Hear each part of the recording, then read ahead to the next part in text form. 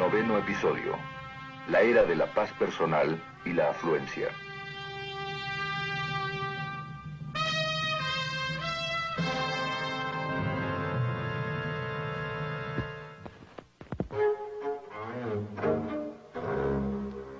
El pensamiento humanista moderno se ha desmoronado en muchas formas, hasta que en un cierto punto de la historia, y yo lo colocaría en principios de los 60, las personas oyeron este mismo mensaje llegando a ellos de todas partes absolutamente.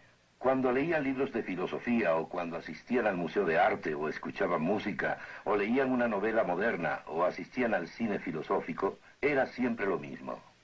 Y eso es que, en una base humanista, la razón conduce a la desesperación, a ninguna respuesta. Y las personas deben tratar de encontrar soluciones en el área de la sinrazón. Llevó a las personas al punto donde no había ningún valor fijo para nada. Estos habían desaparecido, y la gran mayoría de las personas había llegado al punto donde solo tenían dos horrendos valores, horribles valores: paz personal y afluencia. Ahora, como voy a usar estos términos una y otra vez durante este episodio, déjenme definirlos cuidadosamente y les ruego que escuchen. Cuando uso el término paz personal, me refiero a que deseo que me dejen solo, y no me interesa lo que le pase al hombre del otro lado de la calle o del otro lado del mundo. Quiero que mi estilo de vida no sea perturbado, sin considerar lo que significaría incluso para mis propios hijos y mis nietos. Eso para mí es paz personal. La afluencia significa cosas, siempre más cosas, y el éxito visto como la abundancia de cosas.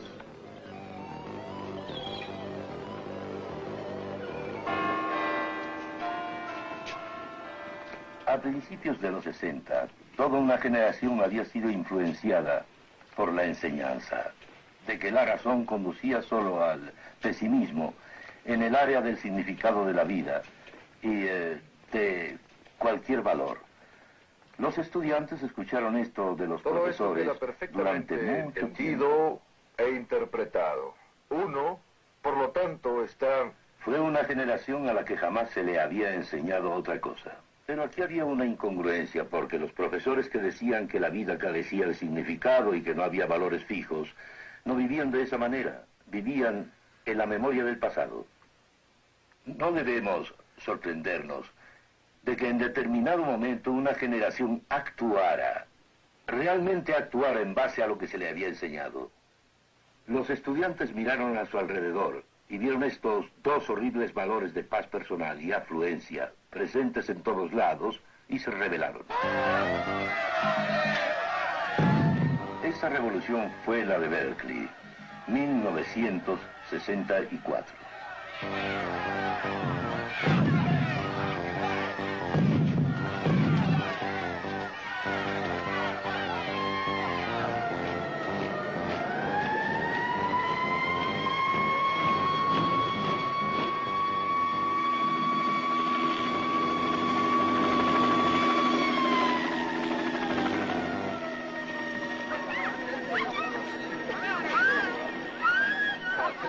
Volviendo a lo que ahora es historia pasada, no entenderemos en dónde nos encontramos hoy si no tomamos un momento para comprender la corriente a través del Berkeley de 1964.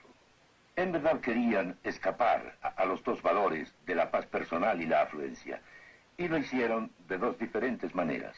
Antes que nada entró en escena la droga, los hippies, y ya hemos visto en un episodio previo que Aldous Huxley dijo que como la razón, no la razón humanista, no da un significado a la vida, y no podemos encontrar verdad objetiva, hay que dar droga a toda persona para que pueda tratar de encontrar la verdad dentro de ella. El mundo hippie siguió esto y lo siguió al pie de la letra. Fue una ideología para ellos. No cometamos un error, por aquellos días era realmente una ideología, ellos creían en eso. Realmente creían que si se pudieran poner drogas en nuestra agua, LSD en el agua potable de los depósitos de las ciudades del mundo, y se tuvieran suficientes personas en onda, los problemas de la civilización se resolverían. Lo creían de todo corazón. Elevándose con la ayuda de los amigos. Es un mensaje muy poderoso. Casi al mismo tiempo en Berkeley, aunaron un segundo elemento a este intento de escapar a esos dos terribles valores de la paz personal y la afluencia. Fue el movimiento del discurso libre. Al principio, este movimiento en la Plaza Sproul no fue de derecha ni de izquierda. Fue simplemente un deseo, una demanda. Ellos tenían derecho a tener libertad, reuniones políticas en la Plaza Sproul. Y por Dios, nosotros debemos luchar. Y si nos decidimos a luchar, tenemos que ponerlos entre la espada y la pared. Y debemos decirles, no, muchachitos, esta es nuestra universidad. Pero enseguida se desvió hacia la nueva izquierda siguiendo a Marcuse. Marcuse era un filósofo alemán marxista que en aquel tiempo enseñaba en San Diego. Esto se difundió por el mundo. Pensemos, por ejemplo, en las revueltas parisinas de 1968. Aquí están buscando liberarse de esos dos valores. Tenían el análisis correcto. Déjenme decirlo como alguien que tenía más edad. Tenían el análisis correcto. Aquí era donde nuestra sociedad estaba solo con dos terribles valores de paz personal y afluencia, pero la tragedia fue que intentaron soluciones dañinas. La cultura de la droga llegó a su clímax en Woodstock, en el festival que hubo en 1969. Pero en Altamont, también en 1969, hubo otro festival.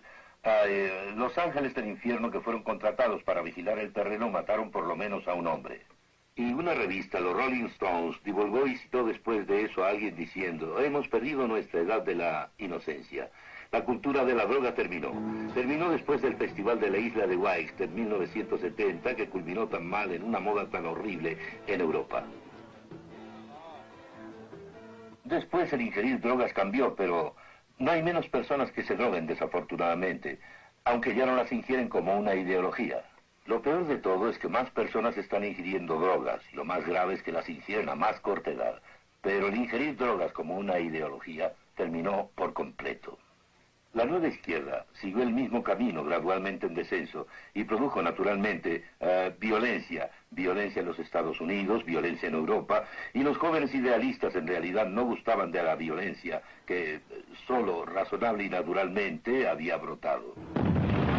En 1970, los estudiantes radicales colocaron bombas en los laboratorios de la Universidad de Wisconsin, matando a un estudiante graduado. Las bombas continuaron colocándose en los Estados Unidos y todavía existe un pequeño y rudo grupo de radicales. Pero la violencia de la nueva izquierda, culminando en el bombardeo de este edificio de laboratorios, hizo que la mayoría de los jóvenes de los Estados Unidos ya no viesen la nueva izquierda con esperanza. Así que los estudiantes habían tratado de escapar a estos dos horrendos valores de la paz personal y la afluencia. Y ahora sus dos esperanzas, la nueva izquierda y la droga, se desvanecieron. ¿Con qué se quedaron? Se quedaron con la apatía. Apatía. Muchas personas se alegraron cuando las universidades se tranquilizaron en ese momento. Y en cierta forma fue bueno que se tranquilizaran, pero yo hubiera podido llorar y lloré cuando me encontré con aquellos jóvenes después del suceso. Todo lo que tenían era apatía. Y habían tratado de escapar de los pobres valores de sus padres o de los valores de la sociedad y habían girado en círculo volviendo para acabar más atrás. Y ahora la apatía los gobernaba. ¿Y qué quedaba? Los dos valores de la paz personal y la afluencia regían soberanamente. Ahora, alejándonos de los Estados Unidos, una fuerte minoría dominante en Europa y una mayoría de estudiantes, digamos por ejemplo en Sudamérica y otras partes del mundo, dieron un nuevo cambio en el área de la sinrazón. Y esto es, que se comprometieron ellos con la línea marxista, maoísta o leninista. ¿Por qué es esta nueva clase de cambio dentro del área de la sinrazón tan utópica en un mal sentido como el de la anterior droga? Les diré por qué. Simplemente porque donde quiera que el marxismo-leninismo ha llegado al poder, siempre ha significado opresión, siempre. Y estos jóvenes solo cerraron sus ojos ante esto. Cerraron sus ojos ante el hecho de que la opresión es parte del sistema comunista. Бережность, и я бы сказал, та нежность.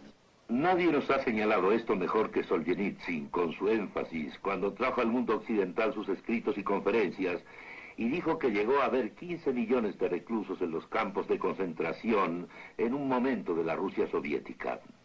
Ha dicho que, a partir de la revolución comunista en Rusia hasta 1959 solamente, 66 millones de personas murieron por motivos políticos. Donde quiera que se considere, el mundo comunista siempre produce opresión interna, mas no debemos olvidar nunca que también produce opresión externa. Podríamos considerar varias cosas, pero lo que nos viene a la mente es Hungría y Checoslovaquia. Yo estaba viviendo en Suiza en noviembre 4 de 1956, cuando los tanques rusos entraron en Hungría.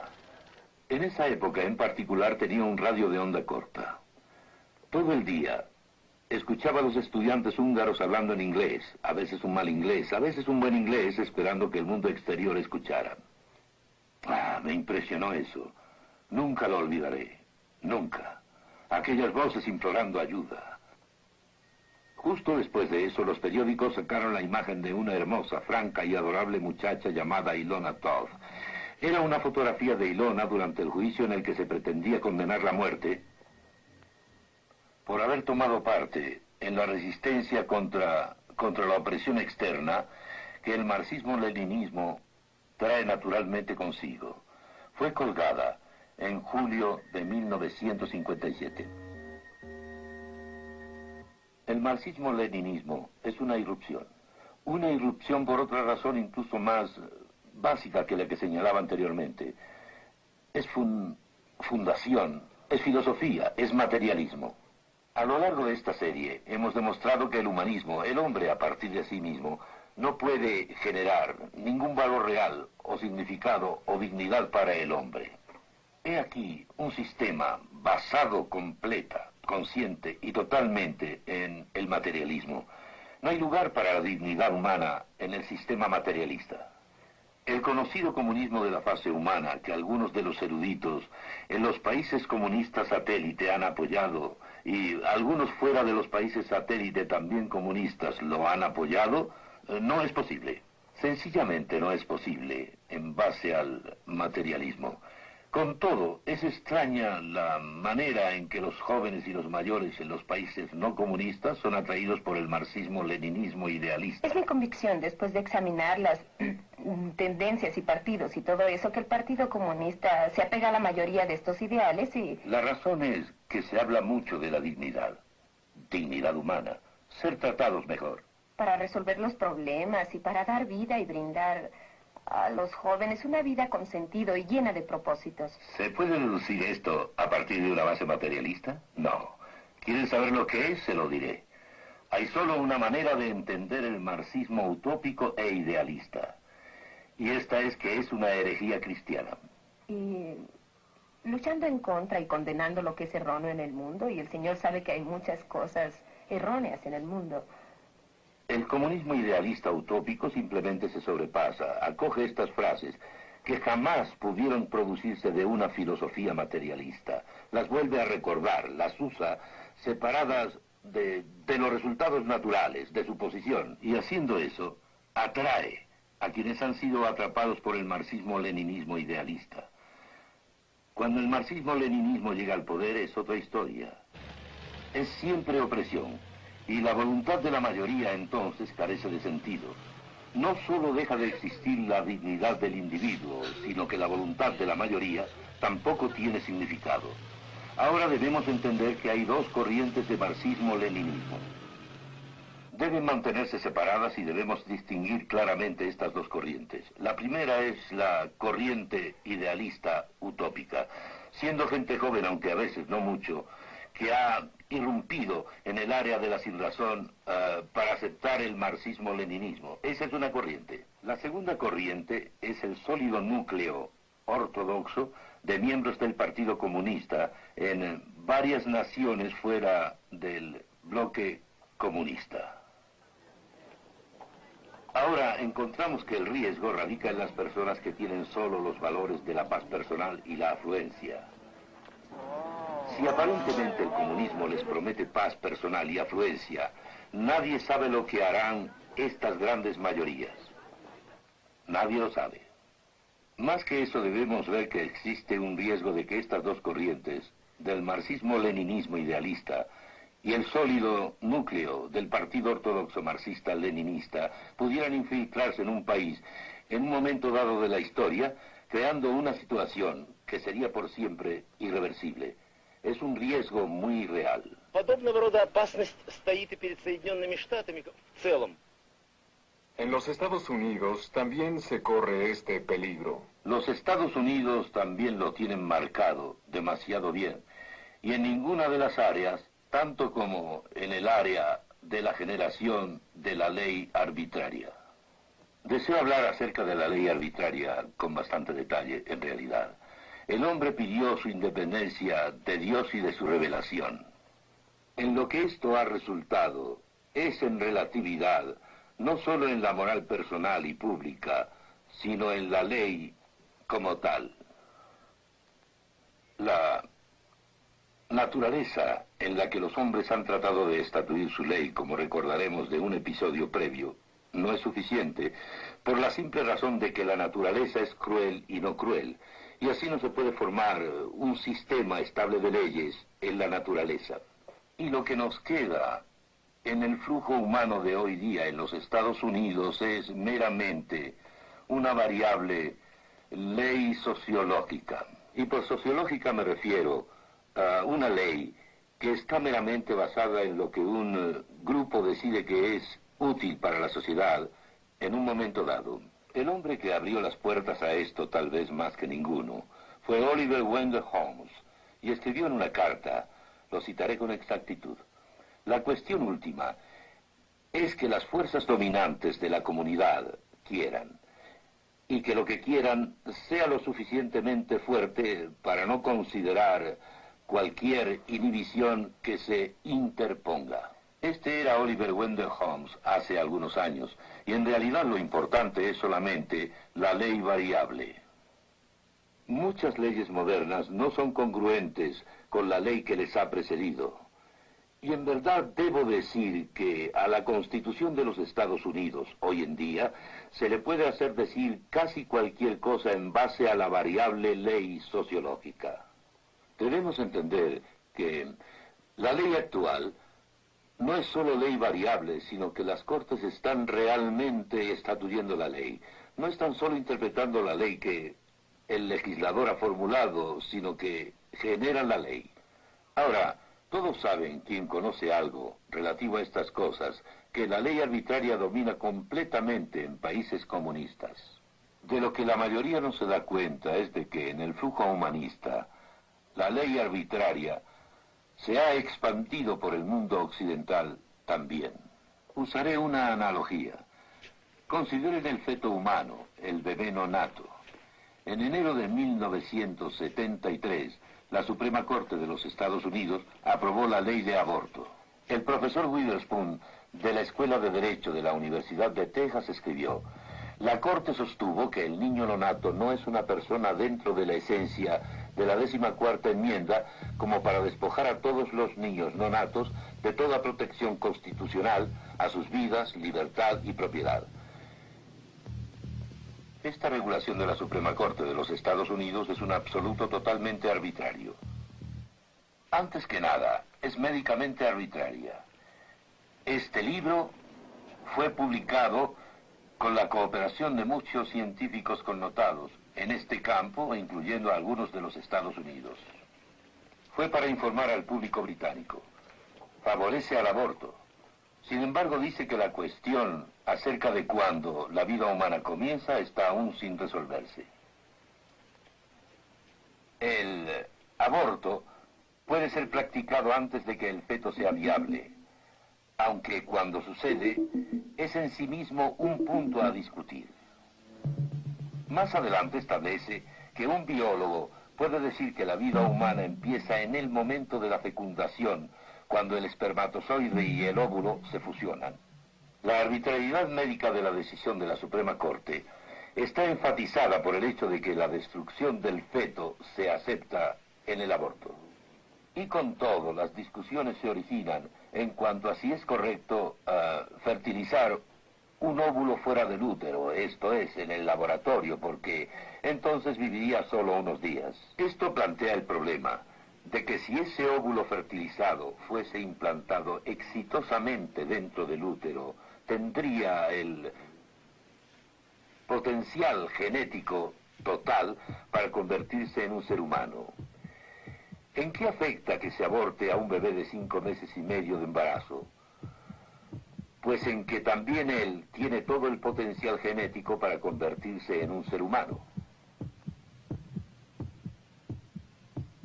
El juez White, de la Suprema Corte, en su discusión concerniente a la ley del aborto, dijo que es el ejercicio del poder judicial inexperto, un ejercicio descuidado y extravagante del poder de supervisión judicial. Sobre esta arbitraria regulación fueron descartadas las leyes del aborto de casi todos los estados de la Unión, médica y legalmente. Muchas personas aceptaron esta ley a pesar de que era arbitraria médica y legalmente, porque era considerada sociológicamente provechosa. ¿Por qué no habríamos de aceptar leyes que restringieran la libertad humana si fueran consideradas sociológicamente provechosas? Con lo que nos quedamos es con la ley sociológica, y eso es todo. Y nadie sabe cómo terminará.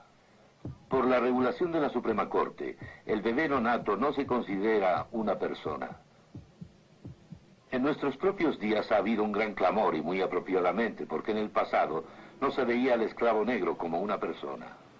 Pero ahora, por este absoluto arbitrario traído a la corriente humanista, millones de bebés no natos de todos colores de piel son declarados por ley como no personas.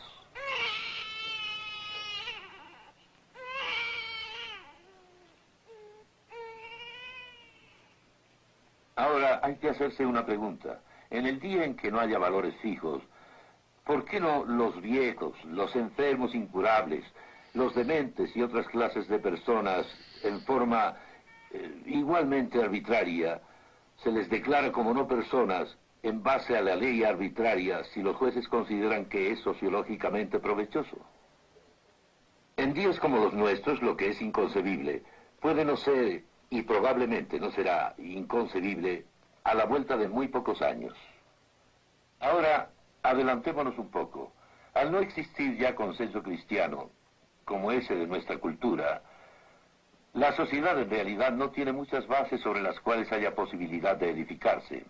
Una es que todos simplemente harían lo suyo, y esto recibe el nombre técnico de hedonismo. Significa que la persona haría lo que desea hacer, pero el simple hecho es que no es posible edificar una sociedad con todo el mundo haciendo solo lo que quiere hacer. Se podría pensar en un hombre solo viviendo en una isla desierta. Ahí haría cualquier cosa que quisiera dentro de la forma del universo. Pero cuando dos hombres están en una isla desierta y deben tener, por tanto, interrelaciones, entonces ya no es posible para cada hombre hacer lo que quiere hacer. A menudo recuerdo la analogía de los dos hombres tratando de hacer lo suyo, sin importar lo que el otro piense. En cuanto se encuentran en un estrecho puente, algo tiene que suceder. Ambos no pueden hacer su voluntad, todos lo entienden. No se puede edificar una sociedad con gente haciendo lo que quiere hacer. Es hedonismo. Bien, entonces el hedonismo es una base teórica para la sociedad cuando el consenso cristiano dejó de existir. Pero si no es posible, ¿qué otras posibilidades hay? Bueno, está la posibilidad del dominio total, del voto del 51%. Recuerden bien que fue la cristiandad de la Reforma en el norte de Europa la que puso al alcance las formas y libertades que tenemos. Y el voto del 51%. Pero estoy hablando del voto del 51%, puesto que no existe un absoluto por el cual se pueda juzgar el voto del 51%. En los días en que la cultura cristiana era más dominante, el individuo podía levantarse con una Biblia en la mano y decir: se equivocan, aunque la mayoría hubiese votado en otra forma. Pero ya que el consenso cristiano no existe, entonces no hay un absoluto para poder juzgar el 51%. De modo que esta es una situación muy diferente. Les diré una frase que desearía memorizar. Si no hay un absoluto, por el cual juzgar a la sociedad es absoluta. La idea del pensamiento humanista es convertir al hombre como individuo y luego a la humanidad en el centro de todas las cosas. Su propia medida para convertirse en autónomo. Si hemos de vivir y escapar a la muerte, no solo la muerte individual en el sentido del juicio de Dios, sino la muerte en nuestra vida cultural y política, en nuestra vida presente, debemos apartarnos de ese camino humanista de convertir al hombre en autónomo y debemos poner al Creador en el centro de todas las cosas. La mayor de todas las maldades es poner cualquier cosa creada en el lugar del Creador. Y cuando nos apartemos de esto, nuestros pies habrán pasado del camino de la muerte al camino de la vida.